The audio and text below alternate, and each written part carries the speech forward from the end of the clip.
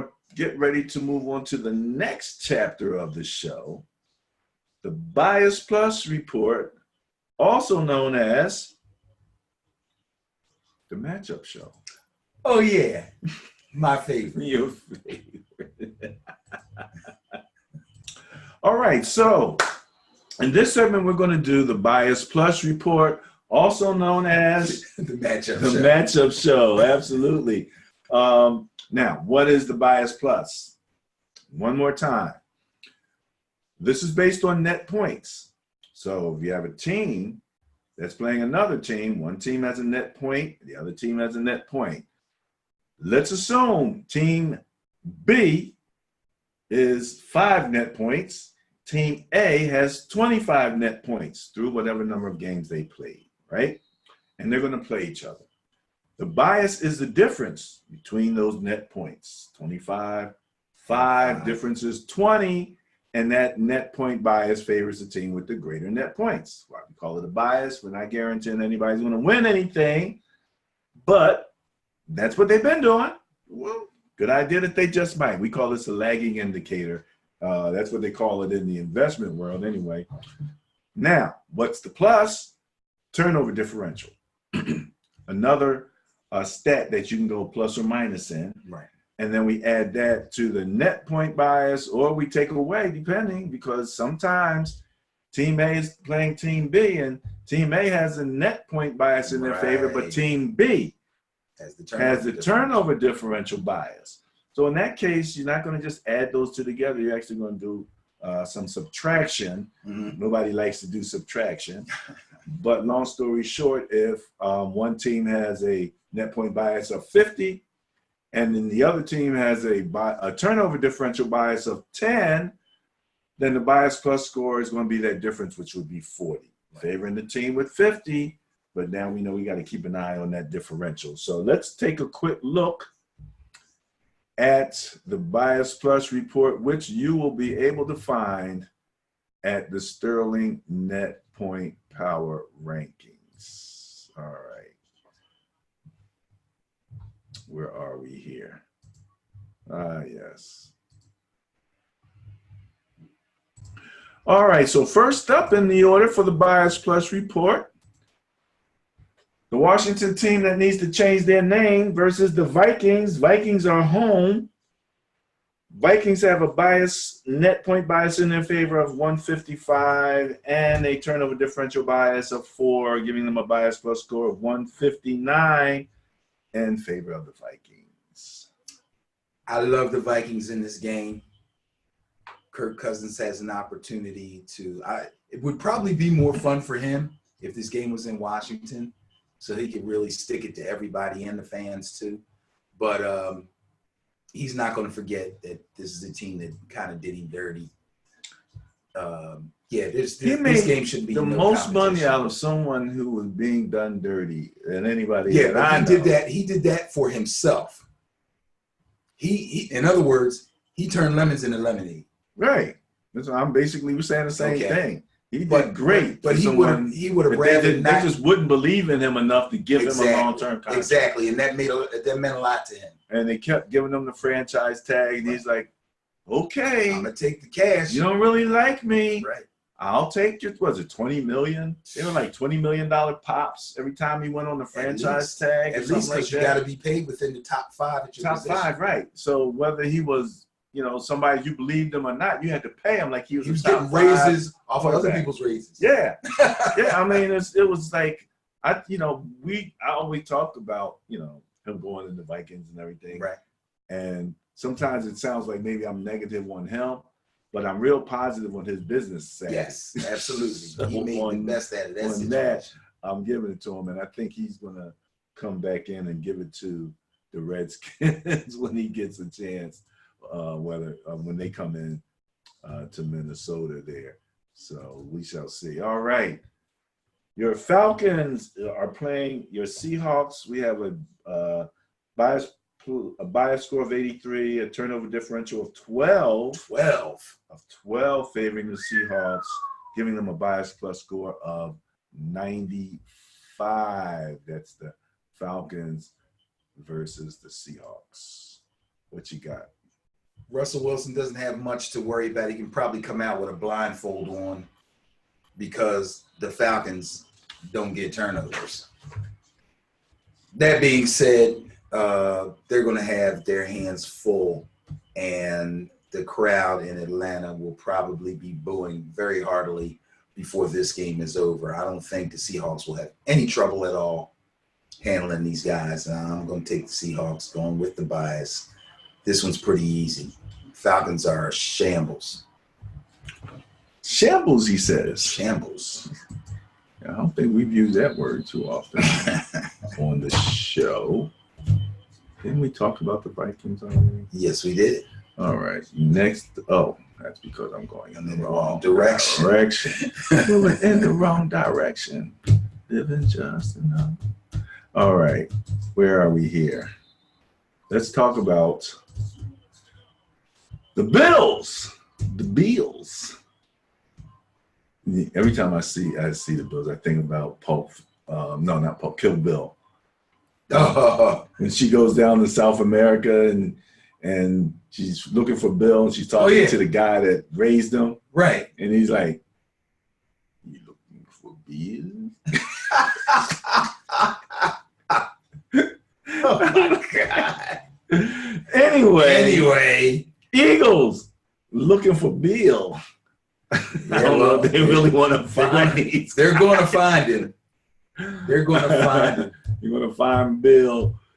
Oh, I don't know. Well, in any event, how are we doing with the bias here? The Bills have a net points bias of 45, a turnover differential bias of 1. 46 is their bias plus score. It's not overwhelming. It's not overwhelming. Hopefully last week's game that the Bills had with the Dolphins is a cautionary tale, and they'll come in with all cylinders firing against the Eagles, because the Eagles can give you a game. It's not like they can't give you a game. But I expect Frank Gore to take his little 2-3 yards of carry and keep the chains moving. And I believe that John Smokey Brown, wide receiver, should get deep on them a couple times, and that should be all that's needed. The defense will take care of the rest. So, yeah, I'm going with the Bills, going with the bias. Let's see. Eagles struggle against the Cowboys defense, right? Yep. Cowboys points against are 7th. Bills points against are 3rd. So they're stepping this. They're going to have to step their game up, because the defense they're playing is a step above what they've had to deal with up to this particular point. So they're going to have to play better. Do they have it in them? Do they have it in them? All righty. I'm going in the direction as usual.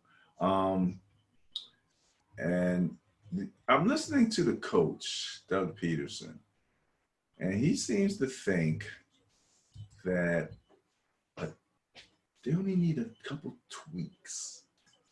We can tweak a couple things here, tweak a couple things there. We can be all right. I think he thinks he can get back on schedule with some tweaks. You keep making me talk about the Eagles. Why are you doing this, man? You think their secondary only needs a tweak? I'm telling you. No, I mean, I know he said That's what the coach said. I know he said it. He's crazy if he thinks all they need is a tweak. Okay, they need a lot more than a tweak. Their linebacking core needs a lot more than a tweak.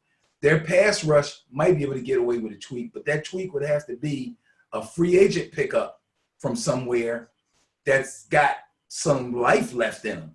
Okay, again, listening to sports radio this morning, at last I heard somebody agree with me that there is no rhyme or reason, nor can they figure out who decides what running backs are in the game at what time. Agree with us. They were agree with us, yes. Well, they didn't exactly agree with me, because I'm the one who made the statement there is no rhyme or reason to it. But they seem to be confused. That's right. I do think they have a reason. Somebody asked Deuce, and Deuce said, well, it's Doug. He's the offense coordinator. And somebody asked Doug, and Doug said, is Deuce. Come on, y'all. That's classic right there, isn't it? Come on. That's a classic communication breakdown. Now, I had Howard in fantasy. I've given up on him already. Really? Another team that has a good younger than Howard, the team he came from, the Bears, have David Montgomery. They're doing him just like the Eagles are doing Howard. In fact, the Eagles are being nicer to Howard with his carries than the Bears are. Run the ball. Your quarterback is struggling. Run the ball. But I tell you what, I'll drop Howard before I'll drop Montgomery because I think the Bears are going to wake up one day in the next few weeks and start really running the ball like they should. I don't think the Eagles will. Is it I don't think the Bears coach Nagy who said I'm not an idiot? I know we have to run the ball. Was it him? Or was it the Vikings coach? One of those guys said could that. have been the Vikings coach. No, it might have been the Lions coach. Somebody in that division said that. Yeah. Okay, so the Lions, they got their own problems. They got their own problems. All right, let's talk about the Bears, the Chargers. Something's wrong with the Chargers, bro. I can't figure it out. What's your bias thingy here? The bias goes with a tight one here. Where's that at? The Bears at 16. Is that the low? Nope, it's not the low.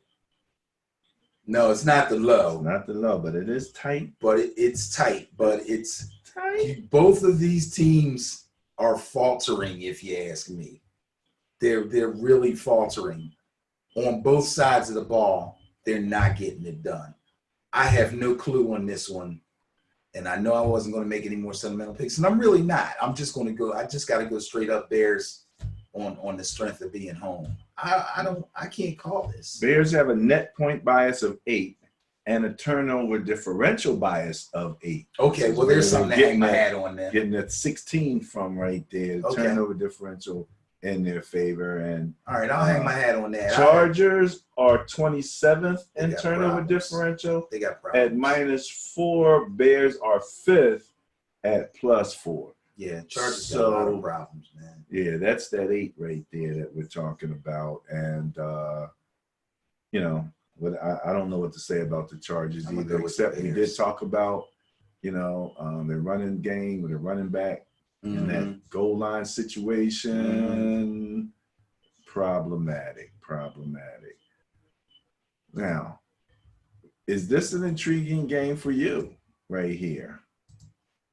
No. There's nobody more put upon than the Lions. This game is not intriguing to me at all. The Lions are favored by a bias plus score of 96. They have a net point bias of 82. Both teams are in the negative. They have a turnover differential bias of 14. That's second largest of the weekend, giving them a 96 bias plus score in their favor. It'd be just my luck that somehow the Giants would figure out how to win this game. But I don't want to even spend that much brain power on trying to figure out how that might happen. I'm going to take the Lions. I think the Lions are just a better team.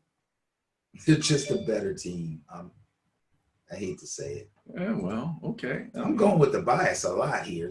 I'm becoming very uninteresting. Hopefully we'll get to a game that I can well, how about this one? Jaguars.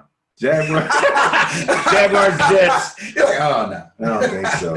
However, both teams are in the negative. Jaguars have a bias plus a net point bias in their favor of 89. The turnover bias is only 3 in the Jaguars' remember the Jets favor. were kind of high in turnover differential a few weeks ago? Yeah, that's right. That's right. Yeah. So that's a 92 bias plus score favoring the Jaguars. I think the Jets are just that was a beatdown they took. It really was. They got embarrassed. They had no clue on offense. They were totally overmatched on defense. And now they're going against a team that they could actually put up a little fight against. But I don't think they will. I don't think they will. I think the Jaguars defense is just good enough to keep Darnold on his heels. Le'Veon hasn't really had a blow-up game this year. I don't know if this will be the week that he gets it, but I doubt it. And their secondary is pretty bad, so Minshew should pretty much have his way. Minshew should have his way. Yeah. Who would have thought this time last year that those words would be coming out of our mouth? Minshew. Who the heck is Minshew? Who the heck is Minshew? Last year, like, huh? Was he even around? Like, he was probably on the practice squad or the bench. So. He was some. Was he around? He was around somewhere. He was at a college dorm somewhere. Bengals, Rams, bias plus score of 107 favors the Rams. The Rams have a 98 net point bias in their favor, a 9 turnover differential bias in their favor. That's 107. This is another team that's going to be packing it in soon. They'll probably start trading players away before the deadline. They can't win. They can't win. You think that with a new coach that they would start trading? Like, is he really ready to rebuild like that and just pack it in for this year? Or would they be a team that, because you have a new coach there, that's like, look, let's hang together. Let's see what we can accomplish this year, because, most teams other than the Cardinals aren't firing their coach after the first year. And, they kind of know that he has to make that transition. Yes, no, maybe?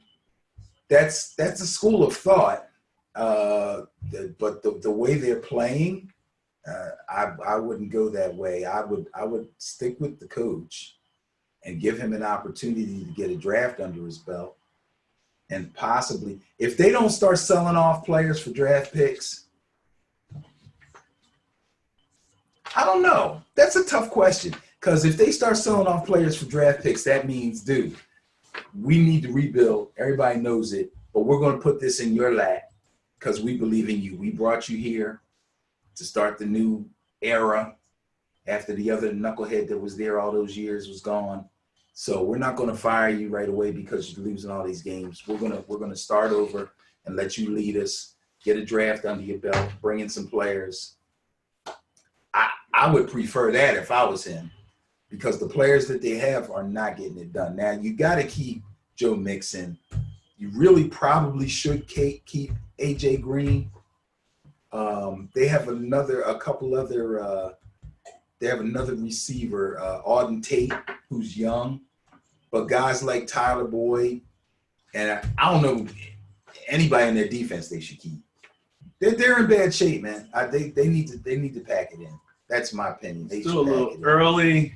Yeah, it's only mid-season. It's only mid-season. And speaking of new era, ding, ding, ding, ding, ding. My intriguing game of the week. This one? This one. I know why. Why? Because you don't believe in the Saints defense yet. You think Kyler's going to have his little way. He's going to give him trouble. Well, before we get into my beliefs, I see that the Saints have a net point bias of 48 and a turnover differential bias of 2, giving them a 50 bias plus score in favor of the Saints. Who I am obviously picking. So now let's hear some splaining. Well, again, intriguing, right? Yeah, that's all. I'm not saying you're picking a winner. Right, I'm not No. picking a winner. Why is this game intriguing? Well, number one, I want to know what to look for. we focused in on Kyler Murray and the air raid offense in the preseason. So, yes, we did. That's a pet person for me to watch. Okay. So I'm very interested in watching him. And I do think that they've gotten better. Now, the running back, David Johnson, is hurt. So that, he was. Yeah, the young kid Edmonds, though, is looking pretty good. Okay. You've got the Saints situation. Breeze is not back yet, but they're undefeated. With Teddy Bridgewater. So you've got a good Saints team, absolutely, and a team that's getting better.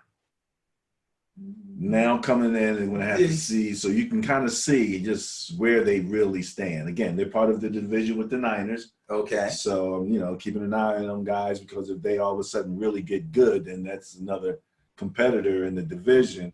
But I'm just so beating the Giants didn't tell you much, huh? No. Okay, I get it. You know, let's give you some numbers. Let's get away from that one right here. Talk about the Saints. Where are they at here? Okay, the Cardinals. All right, they came in 24th with minus 31 net points. The Saints are 12th with plus 17. So Cardinals are 14th on offense. Saints are 13th on offense. So their production offensively about the same. All right. Now the Cardinals are 30th on defense. All right. So we said, and that was kind of a hallmark of their coach while he was with the Red Raiders in college, right? Scored a ton of points. Right. Gave up a ton of points. Gave up a ton of points. But he has the Broncos ex-head coach as his defensive coordinator? Oh, Kubiak? No, he's offense. It was offense. No, the black guy used to be the I got you. I think he's the head, their defensive coordinator. Oh, okay, right? That's good. I'm glad so, he got the job. That was the question we asked early on is, okay, if the head coach doesn't have to worry about the defense, if he's got somebody that's really going to come in and handle that. Yeah. That helps. Be better. Kind of like with the Rams, that head coach, his defense. Not only the fact that he's an offensive coach, but also because he's coming from the college ranks. So he really needed all the help he could get. Needed all the help. That was good. So right now, that hasn't come to fruition in terms of their points that they're giving up and where they're ranking, but they've been winning. So their net points are getting better. They're improving. And if that defense doesn't, Teddy doesn't go down there and put the thing on them, then it'll be interesting to see how well Kyler can operate against a good defense like the Saints have. So that's why it's intriguing to me. I just want to see this is kind of like a benchmark test for this Cardinals team to see whether or not they're ready to kind of step up and really be competitive. I agree. That's why. And why you're intriguing to me. Why you're intrigued? Back in week 4. He's got the numbers. The Saints net point power ranking put them at number 22. In week 5, they were number 18. In week 6, they were number 14. And in week 7, they were number 12. Up and to the right. That's how I like my stock. Climbing. Be careful. What about the Cardinals? When you mess with the Saints. Well, I didn't do the Cardinals. You didn't do the Cardinals. Would you actually like for me? I could do it real fast. Take a second. Go ahead. We got another game? We got another game. Okay, let's go. We'll come back to it. That'll be interesting. Yeah, let me since we're all intrigued about this game, we're gonna do that. And let me say this much while you're looking. You're absolutely right. I have to go back and look at more film because I can't say that I see the air raid yet as is being executed by the Cardinals. I can't say, oh, this is telltale air raid. That's where I'm not at yet. I'm not quite there. So whatever they're running, and he's still clapping, right? Right. Yeah, right. He's still clapping. That's part of that whole college thing that they're bringing. There's one other team I saw clapping in the NFL. I think there's somebody else. There's somebody else clapping nowadays. Come on, Chip Kelly. You know what I like about the Pizza Hut commercial? You hear that one? Mm-hmm. You can't have football without the hut. I'm like, okay, that's pretty good, actually. We think about it. Real quick, Cardinals in week 4, 29th. Week 5, 27th.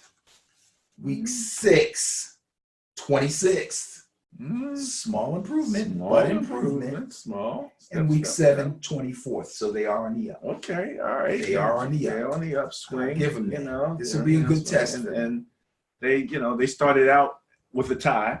So they were net 0.0 after the first game. How about that? It's almost like a handicap as far as this is concerned. Yeah, if you went back to probably week, that week and look where they fell in, they were probably like 15. So, then they lost a few, you know. But, hey, I'm interested. The young man has talent. He has obvious arm talent. Yep. He's quick. He can run. So he'll be able to save himself a little bit until they start to really put this thing together and see how, whether this offense could work. But, I believe that great system and great talent equal championships. So I don't know if it's a great system yet, for the NFL. They don't have great talent yet. He's kind of like Nah, a they great don't. talent. He's almost Yeah. in that great talent. Now, if he was a little taller, you know, if he was Mahomes height, you know, something Right. like that, then he'd be, you know, but for his height, he gets it done. He's gotten it done at every level in football. So He's got the arm, he's got the wheels, and he's got the knowledge of the offense. So he's got the arm, he's got the wheels. Are we talking about Jameis? No, because he don't have the we're wheels. not. He got the arm We're though. not talking about Jameis. But yeah, let's talk about Jameis. What do we got here? Buccaneers Titans. Bias Plus favors the Titans. As 27. It's a small score. 21 net point bias, 6 turnover differential bias. Jameis had a really bad turnover differential day. Yeah. A turnover help them at day, I all. should say, which I'm sure didn't help them. When I look at this particular game, turnover differential, Buccaneers are 22nd, Titans are 7th. So, Bucks. So Go ahead. Oh, I'm sorry. No, I was I gonna mean, say Bucks are 21st ranked in net points. Titans are 13th. Bucks are 10th in points for. All right. Titans are 25th. Okay. So that's what I'm going to bank on. And you might not think that's enough, but that's what I'm going to bank on. And I'm going to go against the bias plus on this first game. Now, before you do that, let me Yes. throw that last stat out. Go ahead. Because the Titans are 10th on offense, right? Okay. I mean, the Buccaneers, right? Buccaneers 10th on offense. 10th points for. Right. Okay. That's their ranking. Right. 10th. Right. Titans are ranked 5th on defense.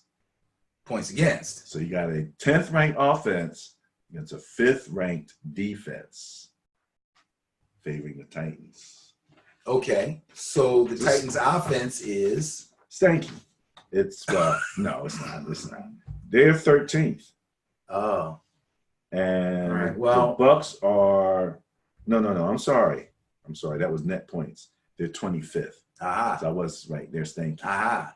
So that's where their challenge is. Okay. So And all that being said, they're starting a new quarterback. well, Tannehill's got some run already. But I mean, it's not But the he's- starter. You got yeah. somebody else in there now. So Yeah. new set of numbers coming up. That's true. And all of that you read explains why everybody's ranked where they are. But Jameis is coming off the bye. All he has to do is protect the ball. I believe that their defense will do just enough to keep the to keep the Titans offense a little flustered. And if Jameis can protect the ball and put up the kind of numbers that he has been putting up in the first half of the season, I think he can turn this game into a shootout, and I don't think the Titans will be able to hang. The only way the Titans will be able to hang is if he throws picks or he gets strip sacked or something. That is the question. So I'm going with the Buccaneers against the bias on this game. Just bucking the bias, eh? Yes. All right, bias bucker. Easy there. FCC. Broncos visiting the Colts. Colts are favored with a bias plus score of 33. We just talked good about the Colts. Yeah, and I'm still talking good about the Colts, and I'm expecting them to win. Good game at home for them. Broncos are another team that may be packing it in soon. They already traded away Emmanuel Sanders. They've got a great corner in a guy named Harris on their team that would probably bring in a couple of good draft picks if they decide to let him go. They let him go, they're folding up for real too. But that remains to be seen. But yeah, I don't think they'll give the Colts much trouble. All right, we're going into week 8. Broncos. This is one of those things where they do on TV all the time. They have some stupid question for you to guess. Okay. What week do you think what's the quarterback? Drew Lock. Drew Lock is going to begin to play this year. Well, let's say yes or no. You think he's going to play this season, Drew Lock? Yes. but it's not going to be till later because, like I said, he was nursing an injury. So that means he hasn't had a chance to even get in any, second string reps or anything. Okay. I'll guess a week. I'll say 12. Okay. Beginning of the last quarter. If you can imagine, if you Broncos fans can imagine any much more of Flacco, yeah. Week 12 probably seems really far away for you. Coaches are like, I don't think we got the better part of that deal here. All right. My beloved 49ers are going to host the Panthers, coming in with the quarterback controversy. Cam won't be back, so we don't have to deal with Cam. But this is my intriguing game. This is your intriguing game. This is my intriguing game. You got two real good defenses. One's a little better than the others. That would be the 49ers. Can I say this much about the defense? Yeah, sure. Because having played that game, one thing that now you tell me, have the Niners had played against their offense faced a linebacker as good as Kuechly? Oh, I don't know. I'd have to go back and I don't think we had some of your games. In terms of that, Yeah, it's hard to say. I can't really remember that. Okay. But this is your intriguing game. But Kuechly is the quarterback of the defense, calls the plays, calls out the switches, does play in coverage some. He's not a big blitz guy. Consequently, 49ers don't throw the ball a lot. They have a lot of success with their run game. So I think Kuechly's first job is going to be figuring out how to get them in the schemes where they can slow down Coleman and Breida and the boys. If they can put the 49ers in passing situations, that will kind of give them the advantage. Now, the Panthers' offense is interesting. What's the kid's name? Kyle Adams. He's been playing pretty well. He's a bit of a game manager. He's nothing special, okay? But they got good receivers, good fast receivers, DJ Moore, Curtis Samuel. Greg Olsen is having a resurgent season after having an injury-plagued season last year. This will be a little bit of a challenge for the Niners D. This is one of the better offenses off the top of my head that they've played, because they caught the Steelers early and that was a mess, right? Yeah, that game was a mess. But since then, I don't think they've really been really challenged in the back end of their defense. So we'll get to see what happens. I'm picking the Niners, though. You're picking the Niners. Niners are favorite. 59 net point bias in their favor. Panthers have the turnover differential. But the turnover differential goes with the Panthers. That's why you want to force them into throwing we the had ball. We had that really bad day against the Steelers. So, there's a little question, but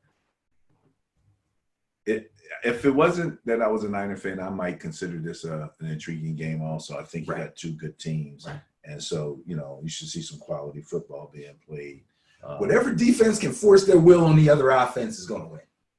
That's generally the way it works. Oh, yeah. How about that? Yeah, I'm telling you. Thought I said something. But, sometimes people forget. They forget that kind of fundamental stuff. I guess I'm saying because it can go either way. Either one can do it to the other. I lost my game, and I lost it on two. And it was funny because the plays that I was running in practice, they were working great. Well, and what I thought I was reading just wasn't turning out that way. So, I'm throwing it into some tight spaces, and it wasn't coming up for me in this game. So I'm still number one in my division, though. Very good. 5-1, 5-2. Sterling net point power rankings. Raiders at Texans. Bias plus score 62 favors the Texans. Texans have a net point bias of 59, a turnover differential bias of 3, giving them the 62 bias plus score. in favor of the Texans.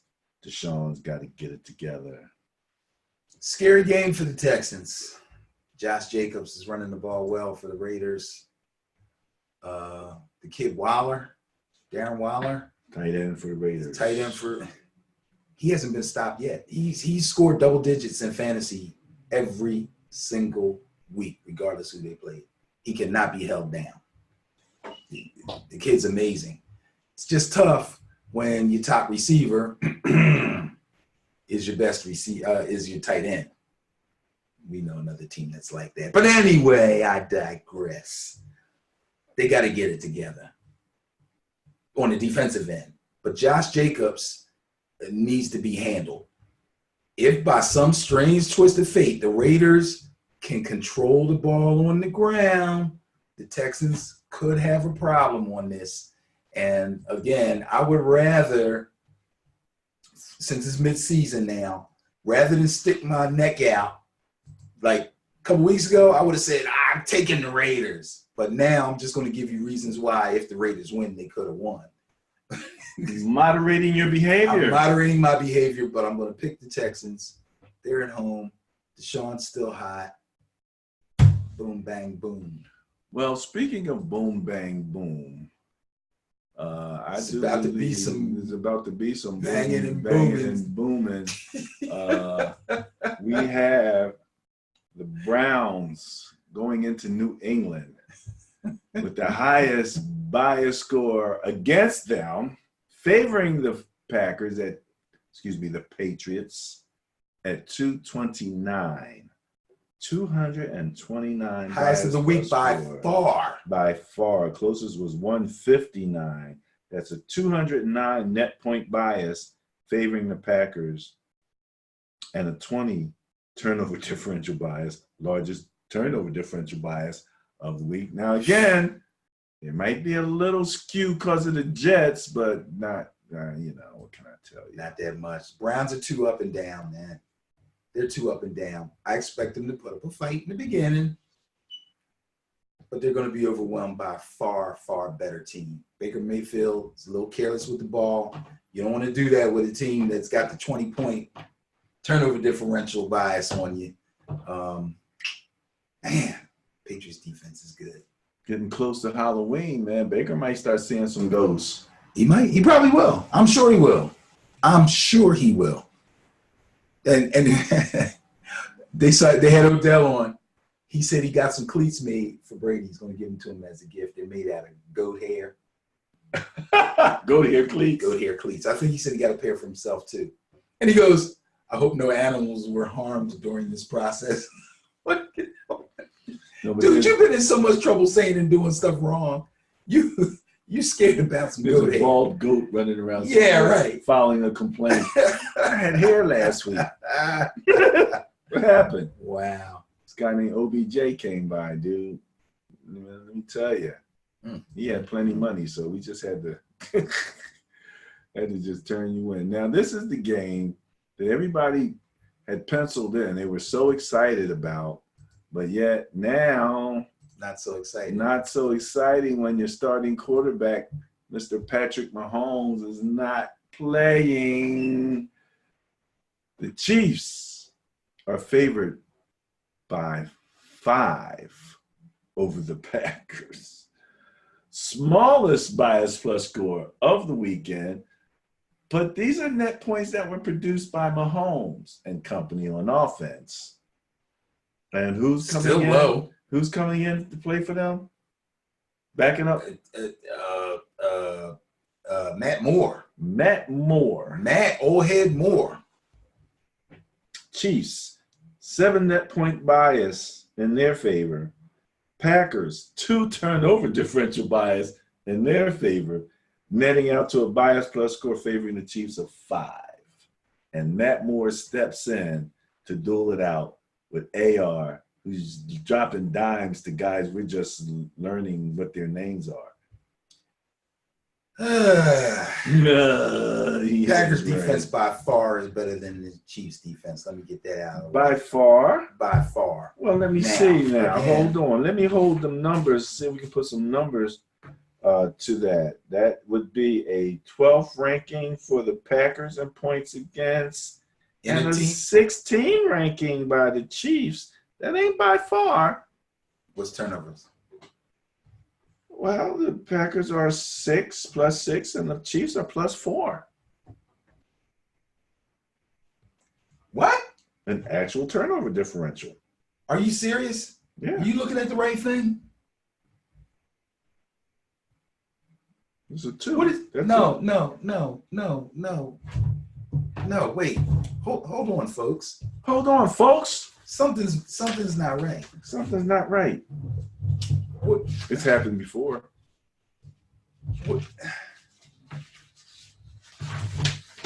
I'm sorry. I'm fumbling here. Are you looking at the net point power rankings? Right. Just now, I gave you turnover differential. Do me a That's favor. what you asked me. Do me a favor. Bring up the net point power rankings. I have them right You here. have them right there. Yeah. So in the net point power rankings, points against. Points against. Packers are 12th. Chiefs are 16th. Oh, that's that other sheet you gave me. Well, it's the same thing. It should That's be the same amazing. thing. No, it's not. Should be. It will be. It will be. It's just I wasn't looking at that. Okay. Okay. I apologize. Uh-oh. This game is far closer than I was predicting it to be. Not that I was going to say that the Packers should have an easy time of it, because, like you said, these points and these rankings are all by Mahomes, except for last week. Points 4. So I kind of poo-pooed the Jets defense, the Chiefs defense. I apologize for that. I'm going to take that back. They have had a couple of good games lately. They were stinking it up early, but they had a couple of good games lately. They're trying to hold their own. I'm going to give them the respect that they are due.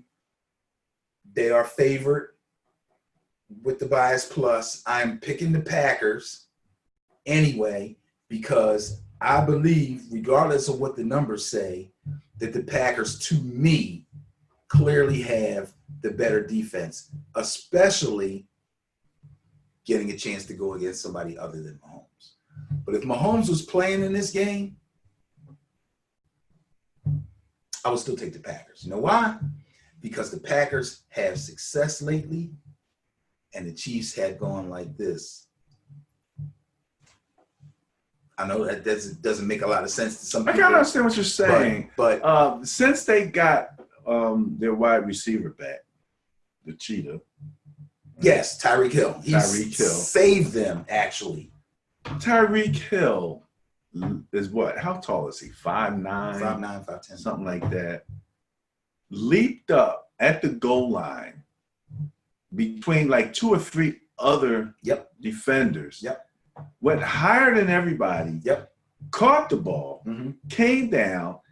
And then he was only a few yards from the goal line, but nobody could do anything to stop him from getting in. So it was probably one of the more amazing feats. It almost reminded me when we used to watch the slam dunk contest with, what was the little guy that used to? Oh, Nate Robinson. No, you're talking about Spud Webb. Spud. When Spud would do stuff and you'd be like, we're old, y'all. We're old. Yeah, we're really old. But, Spud Webb was like so small, and yet he's in the slam dunk contest. And was throwing them down. So that's the kind of athlete that they have. Yeah, going for them there, and so we shall see. This is a coaching challenge now for Andy Reid. He's going to be bringing in. The question is, did he do the right thing in giving his team a backup quarterback that could carry them for a few games? That's the backup situation, and we've been getting surprised. If you can get the ball to Tyreek Hill and to Kelsey, he'll be fine. They need to give lots of carries to McCoy and throw the ball to McCoy, and they'll probably win. But I'm still taking the Packers. Okay. Okay. He's still taking the Packers. I know my son's really happy. He's a Packer fan. So, who's up next? Oh, my Lord. Nothing to see here, folks. Yes, it is. we're going to show you this because it's on the schedule. And you have to play the team that they put in front of you. Steelers, favored by a score of 158, a bias plus score favoring the Steelers. And the Steelers they're in there with their backup quarterback. The Dolphins. Yeah, Mason Rudolph, he's back from his concussion. So that's a good thing because the other guy, he was the third stringer. He wasn't getting it done, man. Yeah, it was a little touch and go there. That would be the Monday night game, I do believe. That's yes. The last game we have on the schedule here. Dolphins 32nd ranked in net points. Steelers 19th. Dolphins 32nd ranked in points for. Steelers 23rd. Dolphins 31st ranked in points against. Steelers 8th. So there you go. That not the biggest bias plus score of the weekend, but a nice, strong, healthy 158 favoring the Steelers. What you got?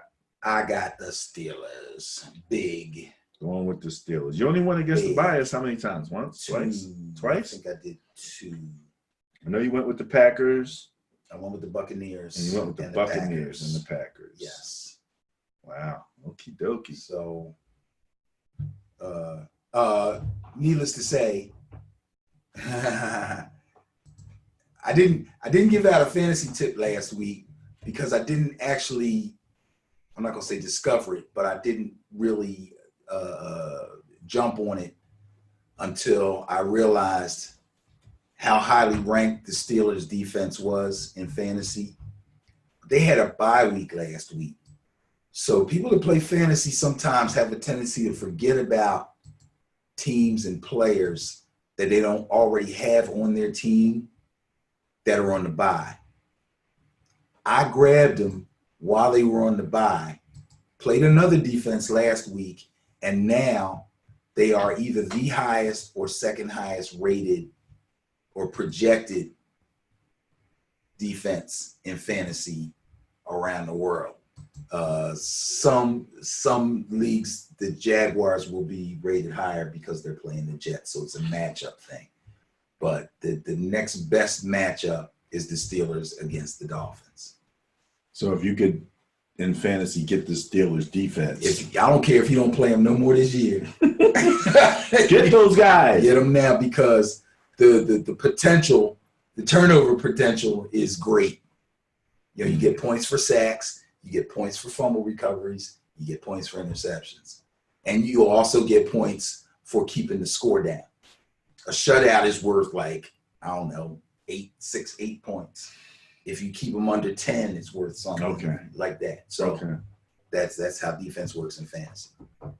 All right. Well, this wraps up this portion of the show, the Bias Plus Report, also known as the Matchup Show. The Matchup Show. We're going to move into our social media review and any comments and rants.